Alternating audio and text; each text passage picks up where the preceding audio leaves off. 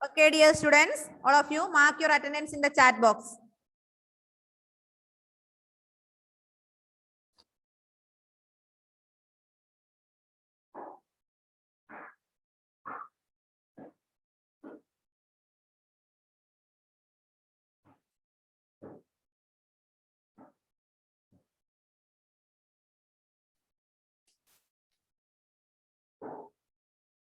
Okay.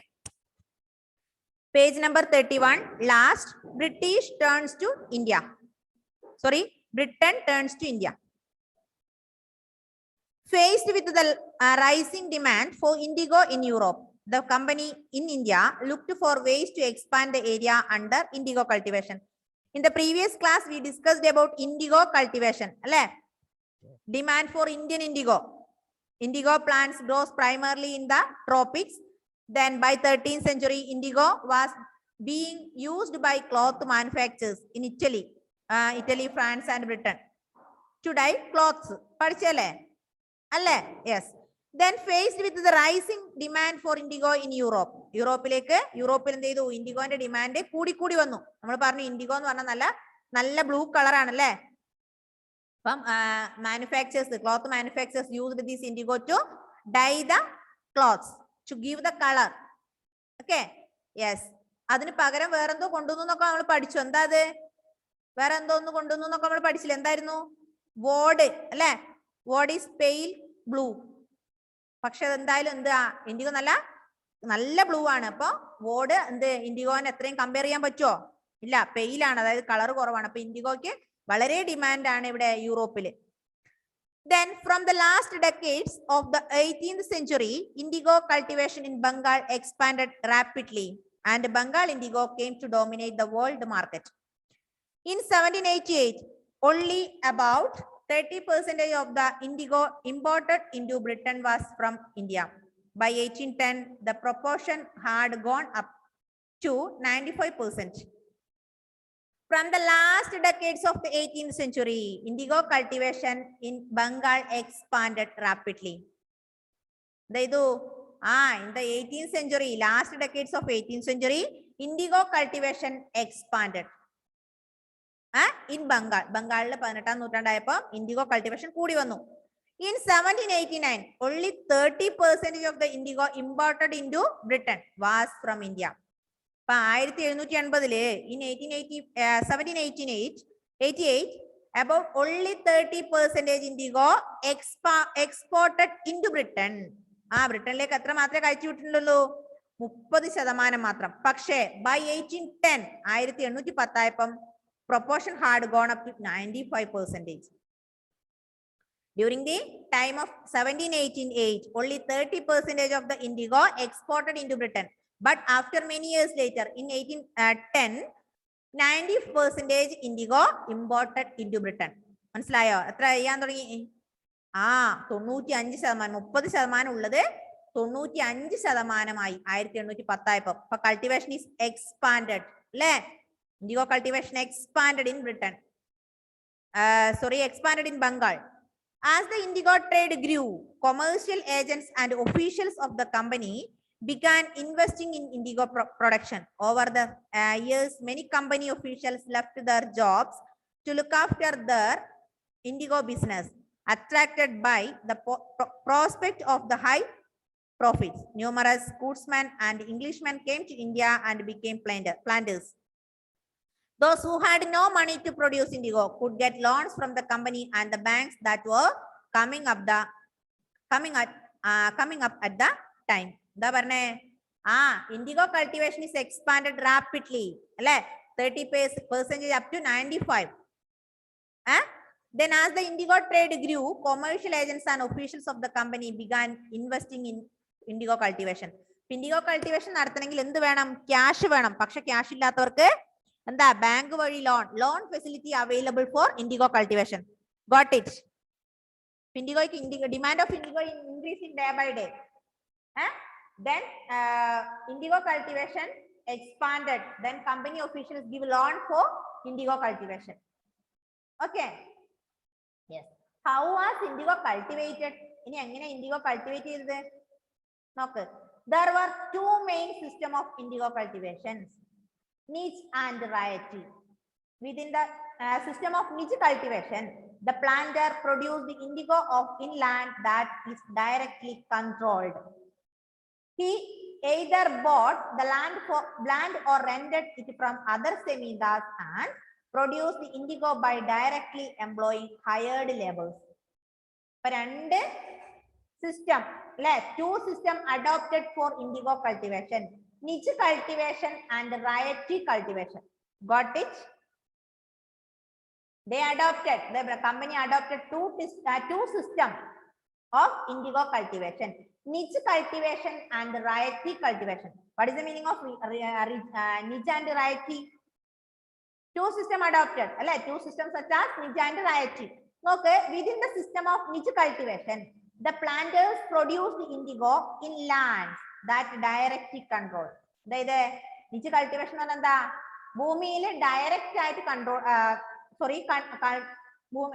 എന്താ പറയാ ലാൻഡിൽ cultivation ചെയ്യുക, പക്ഷെ അത് കൺട്രോൾഡ് ഡയറക്ട്ലി, നേരിട്ട് നിയന്ത്രിക്കുക. അതായത് വേറെ ആളെയൊന്നും വെക്കാതെ ഡയറക്റ്റ് ആയിട്ട് കൺട്രോൾ ചെയ്യാം. മനസ്സിലായോ? niche cultivation, planter produced indigo in land and directly controlled. Planters direct ആയിട്ട് അല്ലെ ഭൂമിയിൽ കൾട്ടിവേറ്റ് ചെയ്യുന്ന ലാൻഡിനെ ഡയറക്റ്റ് ആയി കൺട്രോൾ ചെയ്യാം. He either bought the land or rented it from other Semidas. എന്ത് ചെയ്യും? മറ്റുള്ളവരിൽ നിന്ന് വാടകയ്ക്ക് ഭൂമി എടുക്കും, പാട്ടത്തിന് ഭൂമി എടുത്തിട്ട് produce the indigo by directly employing hired laborers. എന്ത് ചെയ്യും? അവര് ഇൻഡിഗോ കൾട്ടിവേറ്റ് ചെയ്യും ബൈ ഡയറക്ട്ലി എംപ്ലോയിങ്, സ്വന്തമായിട്ട് ഡയറക്റ്റ് ആയിട്ട് കൺട്രോൾ ചെയ്യുക, അല്ലെങ്കിൽ എന്ത് ചെയ്യുക? ഹയേർഡ് ലേബറേഴ്സ്, വാടകയ്ക്ക് ജോലിക്കാരെ വെക്കുക. അപ്പം അതായത് ഫെയ്ത്തിന് ഇൻഡിഗോ കൾട്ടിവേറ്റ് ചെയ്യണമെങ്കിൽ ഫെയ്ത്ത് എന്ത് ചെയ്യും? ഫെയ്ത്തിന്റെ ഭൂമിയിൽ ഫെയ്ത്തിന് കൾട്ടിവേറ്റ് ചെയ്യാം അല്ലെ, ഡയറക്റ്റ് ആയി കൺട്രോൾ ചെയ്ത് ഫെയ്ത്തിന് സ്വന്തം എല്ലാ കൺട്രോളിങ്ങും അൾട്ടിമേറ്റ് പവർ ഫെയ്ത്ത് ആണെന്ന് വിചാരിച്ചിട്ട് ഫെയ്ത്തിന് കൾട്ടിവേറ്റ് ചെയ്യാം. അതുപോലെ തന്നെ ഫെയ്ത്തിന് എന്ത് ചെയ്യാം? ഹയേർഡ് ലേബറേഴ്സ്, വാടകയ്ക്ക് ആളെ വെക്കാം, എന്നെ പണിക്കാരിയാക്കാം അല്ലെ, എന്നെ വാടകയ്ക്ക് എന്താ ആസ് എ വർക്കർ അല്ലെങ്കിൽ ആസ് എ എംപ്ലോയർ എന്ന രീതിയിൽ എന്നെ പണിക്ക് വെച്ചിട്ട് എന്ത് ചെയ്യാം? ഡയറക്റ്റ് കൺട്രോൾ ഫെയ്ത്ത് ഏറ്റെടുത്തുകൊണ്ട് കൾട്ടിവേഷൻ നടത്താം. നമ്മൾ കണ്ടിട്ടില്ലേ? Yes. Then nor was labor easy to mobilize. A large plantation required a vast number of hands to operate, and laborer was needed precisely at a time when peasants were usually busy with the rice cultivation. Labor easy to mobilize. A large plantation required a vast number of hands to operate. But demand of indigo is increasing day by day. But they expanded the cultivation. എല്ലാവരും ചെയ്തു IndiGo IndiGo IndiGo എന്നുള്ള ആ ഒരു ലെവലിലെത്തി. ഇനി എന്താ Niche cultivation നോക്ക്. Niche cultivation നമ്മൾ പറഞ്ഞു, എന്താ? ഡയറക്റ്റ് ആണ് അല്ലെ, direct. Planter produce IndiGo in the lands and directly controlled. Niche cultivation on land scale also required many ploughs and bullocks. One biga of indigo cultivation required 2 ploughs. This means that a planter with 1000 bigas would need 2000 ploughs.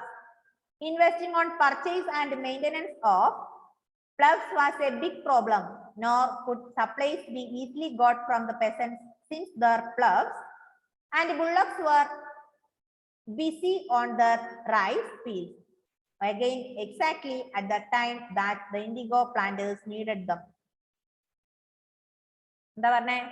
Niche cultivation on land scale also required many ploughs and bullocks. നമുക്കറിയാം പാടത്ത് പണിയെടുക്കണമെങ്കിൽ എന്ത് വേണം? പ്ലഫ്സ് വേണം, bullocks വേണം, വേണ്ടേ? Yes. 1 biga of indigo cultivation required 2 ploughs. ബിഗ എന്ന് പറഞ്ഞാൽ എന്താ? What is the meaning of biga? Side നോക്ക്. Biga, a unit of measurement of land. ഭൂമിയുടെ ഒരു മെഷർമെന്റ് ആണ്, ഒരു യൂണിറ്റ് ആണ്. നമ്മൾ പറയാറില്ലേ സെന്റ് എന്നൊക്കെ പറയാറില്ലേ? 10 സെന്റ്, 50 സെന്റ്, 1 ഏക്കർ, 2 ഏക്കർ എന്നൊക്കെ നമ്മൾ പറയുന്നില്ലേ? അതുപോലെ ഭൂമി മെഷർ ചെയ്യുന്ന ഒരു യൂണിറ്റ് ആണ് ഇത് ബിഗ. What is the meaning of biga? Biga is a unit of land, measurement of land. Before British rule, the size of the area varied. In Bengal, the British standardized it to amount 1/3 of an acre. എന്താ പറഞ്ഞേ? അതായത് ഒരേക്കറിന്റെ 3 ഭാഗം. മനസ്സിലായോ? 30-33 saint ഒക്കെ വരും ബിഗ എന്ന് പറഞ്ഞാല്. അപ്പൊ ബിഗ എന്ന് പറഞ്ഞാൽ measurement of land, unit of the measurement of land is known as ബിഗ. നോക്ക്, 1 ബിഗ ഓഫ് ഇൻഡിഗോ കൾട്ടിവേഷൻ റിക്വയർഡ് 2 പ്ലഫ്സ്. അതായത് ഒരു ബിഗയ്ക്ക് 2 പ്ലഫ്സ് എന്ന കണക്ക്. മനസ്സിലായോ? അതായത് അത്രയും ലാൻഡിന്, ഒരു ബിഗ എന്ന ലാൻഡിന് 2 പ്ലഫ്സ് എന്ന രീതിയിൽ കണക്ക് വന്നു. ദിസ് മീൻ ദാറ്റ്, അതിന്റെ അർത്ഥം എന്താ? A planter with 1000 bighas would need 2000 ploughs. എന്താ പറഞ്ഞേ? അതായത് 1000 ബിഗയ്ക്ക് 2000 പ്ലഫ്സ്. മനസ്സിലായോ? 1000 ബിഗ നമുക്ക് സ്ഥലം ഉണ്ടെങ്കിൽ അതിന് എത്ര പ്ലഫ് ഉണ്ട്? എത്ര പ്ലഫ്? 2000 പ്ലഫ്സിനെ വെക്കാം. 1000 ബിഗ നമുക്ക് സ്ഥലത്ത് നമ്മൾ കൾട്ടിവേഷൻ, അതായത് ഇൻഡിഗോ കൾട്ടിവേഷൻ നടത്തുന്നുണ്ടെങ്കിൽ നമുക്ക് 2000 പ്ലഫ്സ് യൂസ് ചെയ്യാം. Investing on purchase and maintenance of plugs was a big problem. Nor could supplies be easily got from the peasants since their plugs and bullocks were busy on their rice fields. അപ്പൊ ബുള്ളോക്സിനെയും അതുപോലെ plugs ഒക്കെ കിട്ടാൻ ബുദ്ധിമുട്ടാണല്ലേ. Plugs എന്ന് പറഞ്ഞാൽ എന്താ plug എന്ന് പറഞ്ഞാല് അറിയോ? കലപ്പ അല്ലെ? യെസ്. അപ്പൊ പ്ലഫിനെയും അതുപോലെ ബുള്ളോക്കിനെയൊക്കെ കിട്ടാൻ ബുദ്ധിമുട്ടാണ്. കാരണം എല്ലായിടത്തും കൾട്ടിവേഷൻ നടക്കുമ്പോൾ അവർക്ക് അവിടെ റൈസ് ഫീൽഡ്സിലും പണിയുണ്ടാവും അല്ലെ? Not easily available. ഇപ്പൊ 1000 bighas required or 1000 bighas need 2000 plough. 1000 bigha ലാൻഡില് കൾട്ടിവേഷൻ നടത്തണമെങ്കിൽ നമുക്ക് 2000 പ്ലഫ് എങ്കിലും യൂസ് ചെയ്യണം. Till the late 19th century, planters were therefore reluctant to expand the area under niche cultivation. Less than 25% of the land producing indigo was under this system. The rest was under an alternative mode of cultivation, the variety system.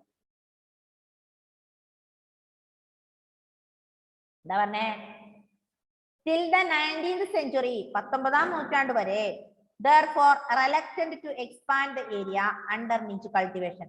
എന്താ പറഞ്ഞേ? niche cultivationന്റെ കൺട്രോളിൽ ആണ് ഈ IndiGo cultivation പോയത്.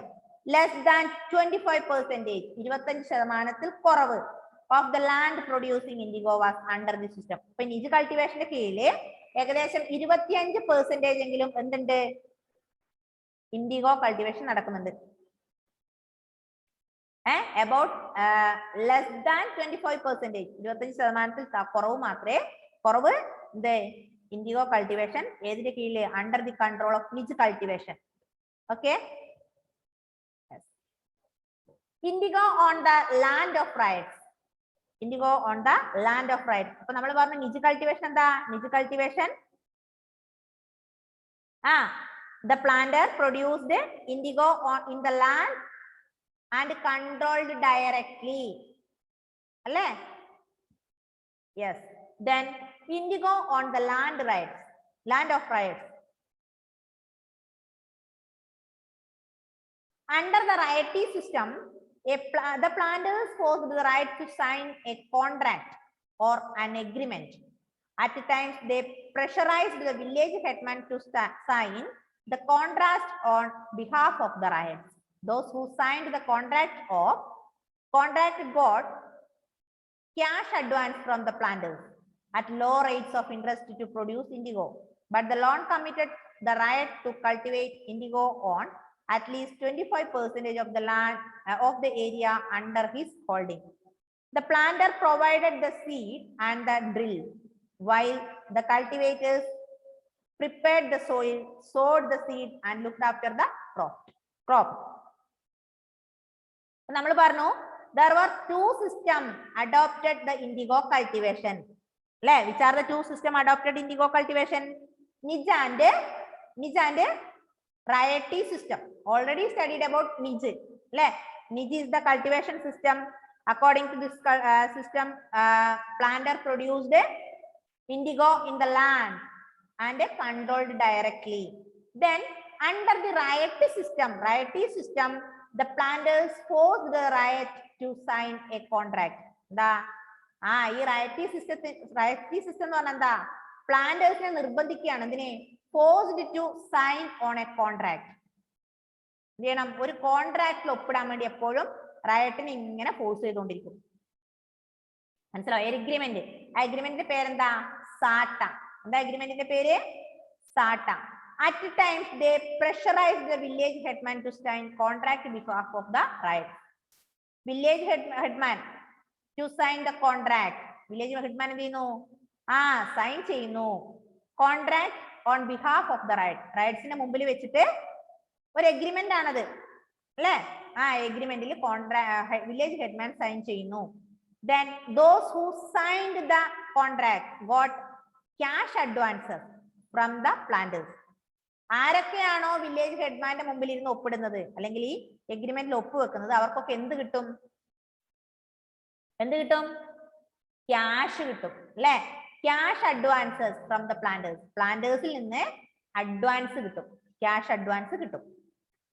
But the loan committed the right to cultivate indigo on at least 25% of the area under his holding. പക്ഷെ loan കിട്ടണമെങ്കിൽ ഒരു demand ഉണ്ട്. എന്താ അറിയോ? മൊത്തത്തിൽ എത്ര സ്ഥലം ഉണ്ടോ അതിൽ 25% ഇൻഡിഗോ കൾട്ടിവേഷൻ നടത്തുന്നവർക്ക് മാത്രമേ എന്ത് കിട്ടുള്ളൂ? ലോൺ കിട്ടുള്ളൂ. മനസ്സിലായോ? അതായത് 1000 ബിഗ ഉണ്ടെങ്കിൽ അതിൽ 1000 ബിഗ 250 ബിഗയെങ്കിലും എന്തുണ്ടാവണം? ഇൻഡിഗോ കൾട്ടിവേഷൻ ഉണ്ടാവണം. അങ്ങനെ എല്ലാവരും മാത്രമേ എന്ത് കിട്ടുള്ളൂ? ലോൺ അവൈലബിൾ ഉള്ളൂ. അപ്പൊ നോക്കുക, under the ryoti system planters forced to sign the agreement, sign the contract, that is SATA. Then village headman to sign the contract with the contract on the behalf of riots. Those who signed the agreement, those who signed the contract, they got advances of cash from the planters. Planters il navarku cash advance ആയി കിട്ടും. Okay. Then page number 35. 34 വായിച്ചു നോക്കാം കേട്ടോ. Then page number 35. Wait. മോനെ ശ്രീദേവി ഒന്ന് unmute ചെയ്തേടാ.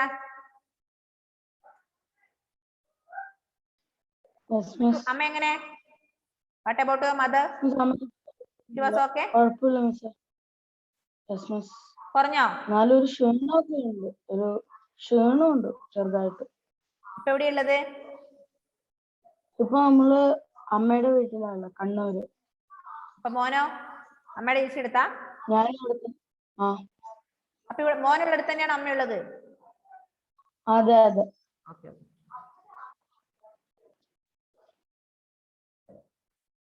Then when the crop was delivered to the planter after a harvest, a new loan was given to the riot and the cycle started all over again. Peasants who were initially tempted by the loan soon realized how hard the system was. The price they got for the indigo they produced was very low and the cycle of loans never ended. When the crop was delivered to the planter, എപ്പോഴാണോ cultivate ചെയ്ത crop പ്ലാന്ററിന് കൈമാറുന്നത്? After the harvest. ഹാർവസ്റ്റിന് ശേഷം. നമ്മൾ പറഞ്ഞു എന്താ? പ്ലാന്ററിന്റെ മുമ്പിലാണ് agreement ചെയ്യുന്നത് അല്ലേ? അപ്പൊ എഗ്രിമെന്റ് ഇതില് ഈ കൾട്ടിവേഷനിൽ കൾട്ടിവേറ്റ് ചെയ്യാം എന്ന് പറഞ്ഞ് എഗ്രിമെന്റ് ഒപ്പിടുന്ന ആൾക്കാർക്ക് ഹാർവസ്റ്റ് എന്ത് കൊടുക്കും? അഡ്വാൻസ് ആയിട്ട് ക്യാഷ് കൊടുക്കും നമ്മൾ പറഞ്ഞു അല്ലെ?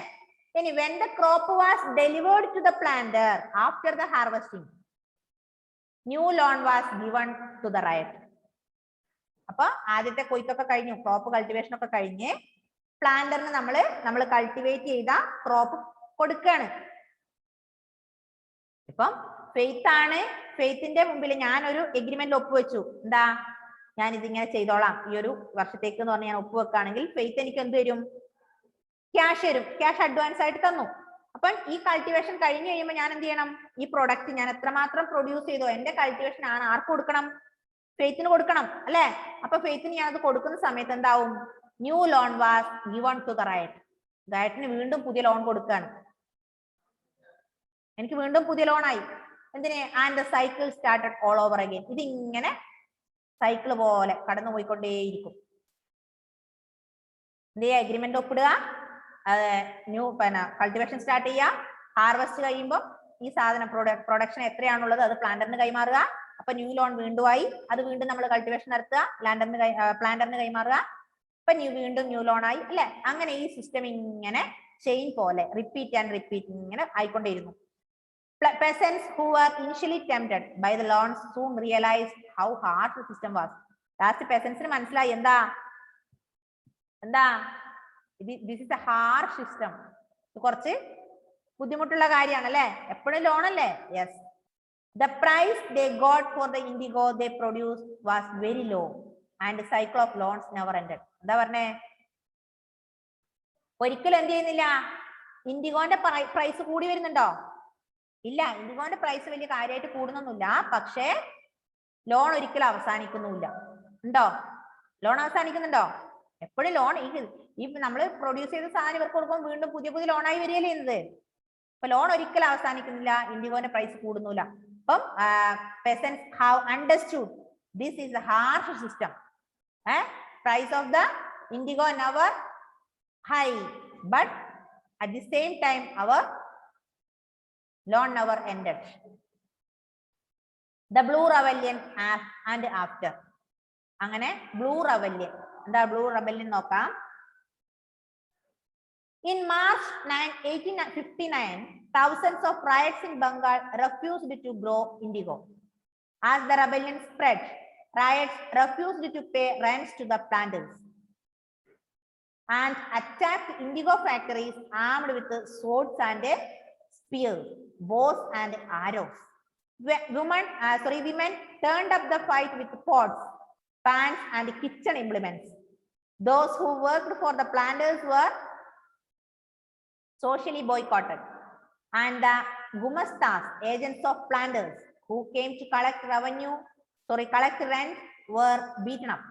Riots swore there would no longer take advances to sow indigo nor be bullied by planters Lethiels, the Lathi wielding strongman maintained by the planters.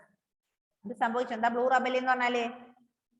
ഇവരെപ്പോഴും ഇങ്ങനെ ലോൺ അവസാനിക്കുന്നേ ഇല്ല ഇവരുടെ അല്ലെ. പക്ഷെ ഇൻഡിഗോയിൽ ഇവർക്ക് കാര്യമായ വരുമാനം എന്തെങ്കിലും കിട്ടുന്നുണ്ടോ? അതുമില്ല. അങ്ങനെ ആയപ്പം in 1859 March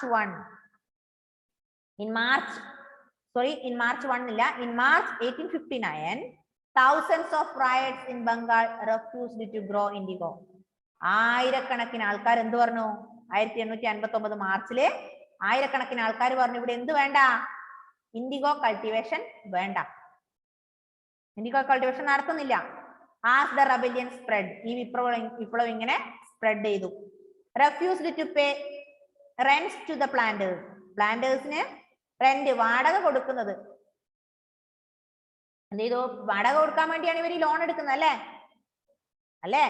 ക്യാഷ് ഇല്ലാത്തവര് വാടക കൊടുക്കാൻ വേണ്ടിയാണ് ലോൺ എടുക്കുന്നത്.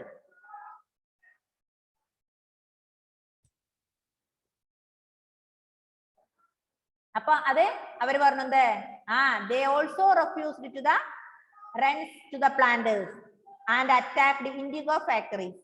അങ്ങനെ അവര് പറഞ്ഞു ഇവിടെ എന്ത് വേണ്ട. 1859 March thousands of riots in Bengal refused to grow indigo, then also refused to pay the rent to the planters. Then they attacked the factories, indigo factories. എല്ലാവരും എന്ത് ചെയ്യാൻ തുടങ്ങി? ഇൻഡിഗോ ഫാക്ടറിനെ അറ്റാക്ക് ചെയ്തു. എന്തുപയോഗിച്ചാ? സോർട്സ്, സ്പിയേഴ്സ്, ബോസ്, ആരോസ്, അമ്പും വില്ലും അതുപോലെ വാളും അല്ലെ, ഇതൊക്കെ എടുത്ത് ഇവര് ഇൻഡിഗോ ഫാക്ടറിനെ അറ്റാക്ക് ചെയ്യാൻ തുടങ്ങി. Then women also participated in this rebellion. സ്ത്രീകളും എന്ത് ചെയ്യാൻ തുടങ്ങി? അറ്റാക്ക് തുടങ്ങി. അവരെന്താ? സോഡും മറ്റേതുപോലെ സ്പിയേഴ്സും ആരോസും ഒന്നും ഉപയോഗിച്ചിട്ടല്ല. അവരെന്തുകൊണ്ടാ fight with pots, pans and kitchen implements. അടുക്കള സാധനം ഉപയോഗിച്ച് അവരും വിപ്ലവത്തിന് ഇറങ്ങി. അവർക്ക് വാളും മറ്റേ വില്ലും അമ്പൊന്നും വേണ്ട. അവരെന്ത് ചെയ്തു? അടുക്കളയിൽ ഉപയോഗിച്ച പോട്ട്സും അതുപോലെ പാനും അതുപോലെ എന്താ പറയാ കിച്ചൺ ഇംപ്ലിമെന്റ്സ് ഒക്കെ ഉപയോഗിച്ച് അവരും ഇവരുടെ ഈ ആണുങ്ങളുടെ കൂടെ വിപ്ലവത്തിന് ഇറങ്ങി. Then ഗുമസ്താസ്. എന്താ ഗുമസ്താസ് എന്ന് പറഞ്ഞാല്? ഏജന്റ്സ് ഓഫ് പ്ലാന്റേഴ്സ്, പ്ലാന്റേഴ്സിന്റെ agents who came collect the revenue, rent were beaten up. അപ്പം ഗുമസ്താസ് എന്തിനു വരും? Agents of planters are known as gumastas. These gumastas came their home to collect revenue. they were beaten up. ഇപ്പൊ collect ചെയ്യാൻ വരുന്ന rent collect ചെയ്യാൻ വരുന്ന ഗുമസ്തന്മാരെ ഇവരെന്ത് ചെയ്യാൻ തുടങ്ങി? അടിക്കാൻ തുടങ്ങി. വീട്ടിലെ റെന്റ് ചോദിച്ചു വരുമ്പോ ഇവര് എന്ത് ചെയ്യാൻ തുടങ്ങി? തല്ലു കൊടുക്കാൻ തുടങ്ങി. Then riots swore they would no longer take the advances to sow indigo nor be bullied by the planters, Lathiels, the Lathi wielding strongman maintained by the planters. Indigo blue rebellion on ഇതാണ്. In 1859 March thousands of the riots in Bengal refused to grow indigo cultivation. Alle, they decided to refuse the rent, to pay rent. Rent കൊടുക്കുന്നവര് ഇല്ല, വേണ്ടാന്ന് വെച്ചു, കൊടുക്കാൻ തയ്യാറല്ല. They were not ready to pay the rent. Then these thousands of riots attacked the indigo factories with bows, arrows, spears and swords. വാളും കത്തിയൊക്കെ ഉപയോഗിച്ചവരെ indigo factories attack ചെയ്യാൻ. Then women also participated in this rebellion with kitchen implements, pots, pan, etc. Then the gumastas were the agents of planters. They came to their home to collect a revenue. Then these riots beaten up. വീട്ടിലേക്ക് rent ചോദിച്ചു വരുന്ന ഗുമസ്തന്മാരെ, ഗുമസ്ത എന്ന് പറഞ്ഞാൽ എന്താ? ആരാ gumasta? Agents of planters. Underline ചെയ്യും മക്കളെ. Agents of planters known as gumastas. Okay. Why did the indigo peasants decided that they would no longer remain silent?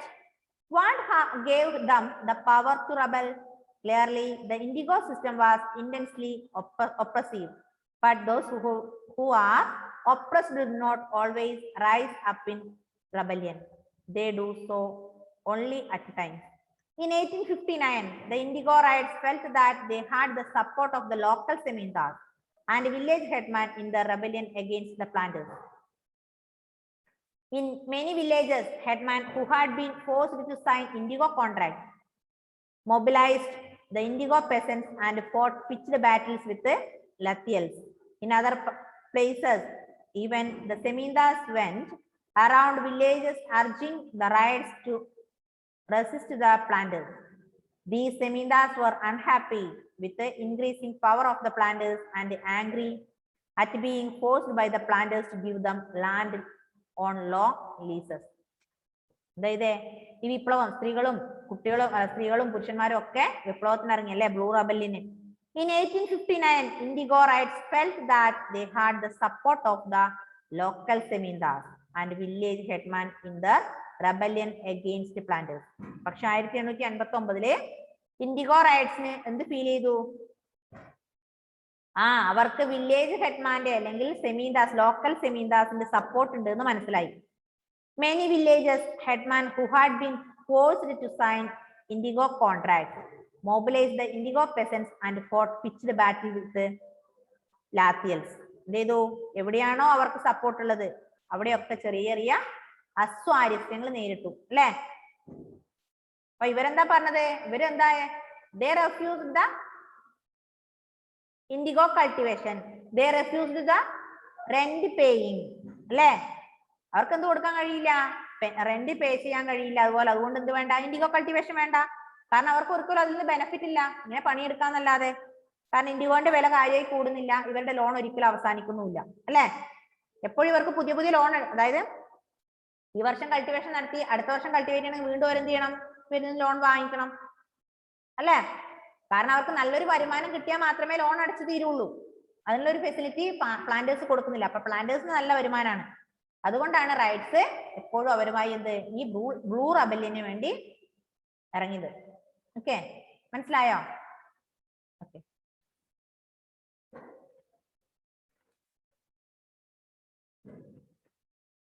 വായിച്ചു നോക്കിയിട്ട് പെട്ടെന്ന്. Any doubt? Ask me.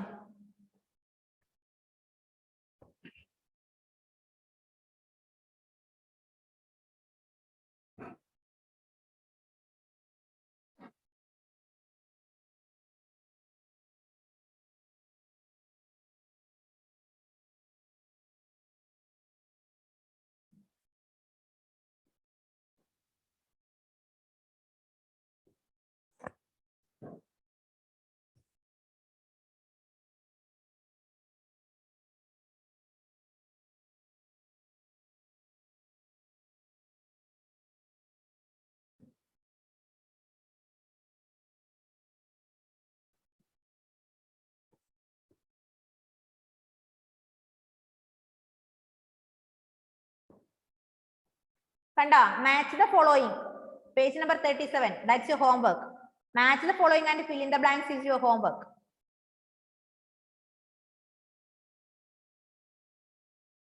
Okay?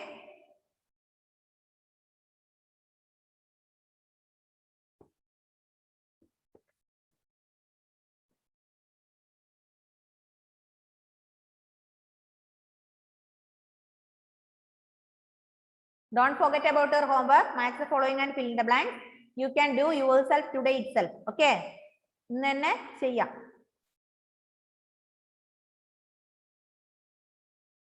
What about your exam?